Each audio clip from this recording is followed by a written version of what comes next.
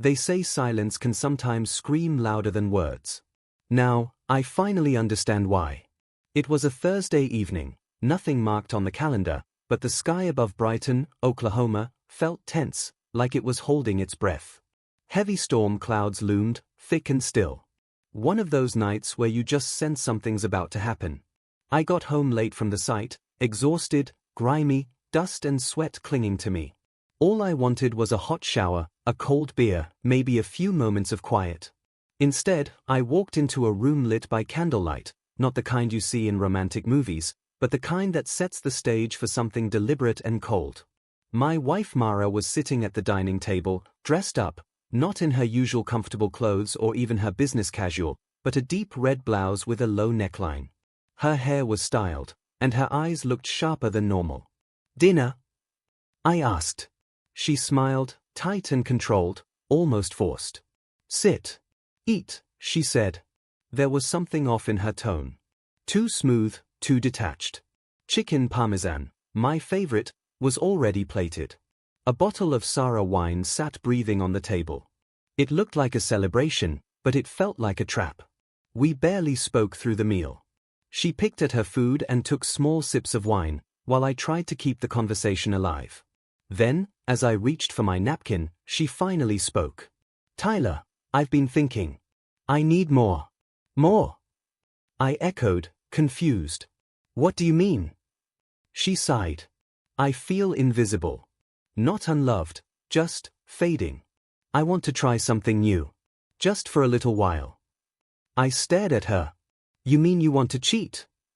"I want to date," she said quickly. "Temporarily. Something open. Just for a couple of months." I set my fork down. No anger, no shouting, just silence. "So, you want permission to betray me?" I asked quietly. "It's not betrayal if we're honest," she replied.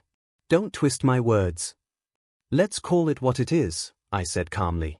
"I need this for myself." I stood, not angry, but something inside me froze completely. "Fine," I said. "I'll sleep in the guest room tonight." "You're not even going to talk about this?" "What's there to say? You've already made your choice." And just like that, my marriage was over. But I didn't break down or cry.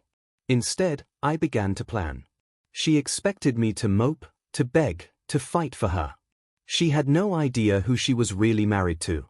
I'm a contractor. I build things. I fix what's broken. But now, I had a different project, something cold, methodical, and irreversible.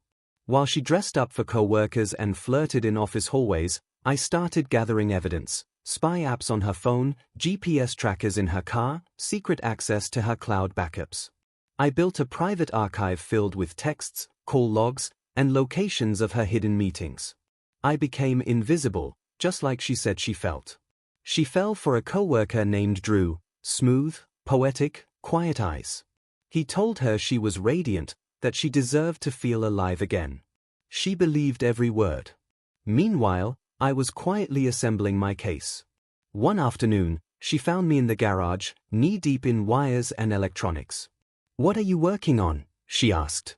"Just clearing my head," I answered. She looked uncertain. "You know this isn't forever, right? I'm not trying to destroy us." I looked up at her. "You already made your choice," I said. For 7 more weeks, I let her live in her illusion.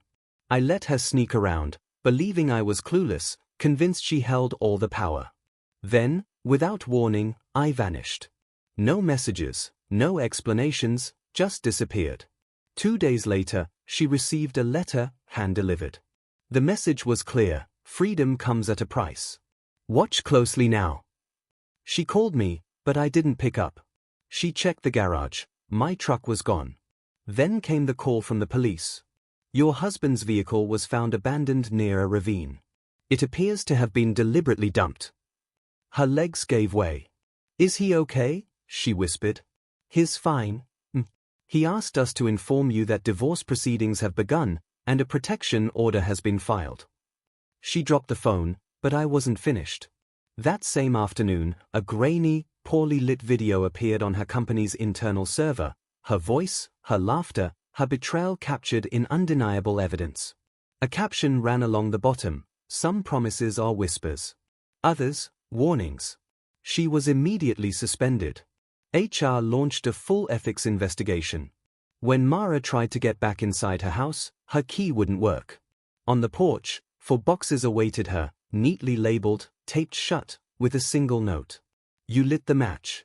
I just watched it burn." Her friend Nicole, the one who had egged this all on, wasn't spared either. Her husband received video files, too. He filed for full custody and moved out. Drew's wife left him, changed the locks, took the kids. Meanwhile, Mara became the internet's newest target, a favorite punching bag. Screenshots, flirty texts, office rumors, all leaked anonymously. She posted a tearful video trying to explain herself, but the comments shredded her. Then came the divorce. "My lawyer, Vanessa Rains, was ice cold," Mara told me later. "You get nothing," Vanessa declared. "We have the footage. We have the intent. We have the truth." "But we were married," Mara sobbed. "He didn't tell me to stop," Vanessa said with a smile. "He handed you the rope. You tied the knot." The judge saw it the same way. One quick hearing, no settlements, case closed. After that, I disappeared for good. Changed towns, got a new phone number, built a new life. I heard Mara struggled to find work. Every background check led straight back to the scandal. Months later, one night, I found a letter slipped under my door. "You didn't scream. You didn't drag me through the mud. You just ended me. Thank you for letting me fall." I never responded. No need. Sometimes revenge isn't loud. It watches quietly, it waits patiently. And when it finally strikes, it doesn't leave ashes behind, only silence. If you want, leave a comment and share your thoughts on this story. Your feedback matters. It helps us discover and share stories that truly resonate. Thank you for listening.